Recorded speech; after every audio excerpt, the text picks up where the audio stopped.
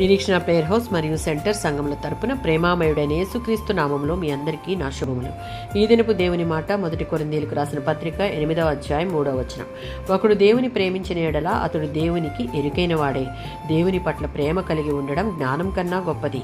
అది స్వయంగా అత్యంత ఉన్నతమైన జ్ఞానం. తనను ప్రేమించే వారెవరో దేవునికి తెలుసు. వారిని తనకు చెందిన వారుగా ఆయన గుర్తించి వారిని ఆమోదిస్తాడు.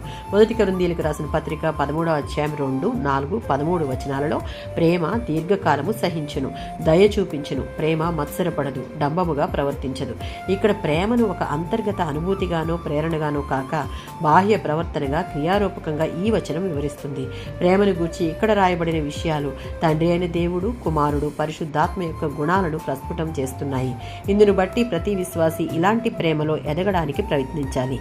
భాషలతో మాట్లాడుతూ ప్రవచిస్తూ జ్ఞానవంతులుగా ఉంటూ గొప్ప విశ్వాసక్రియలు సాధిస్తున్నా సరే అదే సమయంలో క్రీస్తు ప్రేమ నీతి లేని వారైతే వారు దేవుని దృష్టిలో వ్యర్థులు అని పౌలు స్పష్టం చేస్తున్నాడు. ఈ ప్రేమ మనలో లేకుండా లోకానుసారంగా భక్తి జీవితాన్ని కొనసాగించిన దేవుని తీర్పు జరిగినప్పుడు వారి ఆత్మీయత విశ్వాసం ఖాళీ అయి నిజంగా ఆయన రాజ్యంలో వారికి స్థానం ఉండదు. దేవుని సన్నిధి వారిలో ఉండదు. కనుక క్రీస్తుకు ఆయన మాటకు లోబడుటలో పట్టుదల కలిగి ఇతరులకు ఏ హాని తలపెట్టని నీతిని ప్రేమను కనుపరచాలి.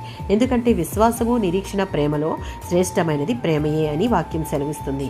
పరిచర్య కంటే విశ్వాసం కంటే ఆత్మవరాలను కలిగి ఉండడం కంటే క్రీస్తును పోలిన స్వభావాన్ని క్రీస్తు మన ఎడల కలిగి ఉన్న ప్రేమను మనం ఇతరుల ఎడల కలిగి ఉండాలని ఈ అధ్యాయం స్పష్టం చేస్తుంది.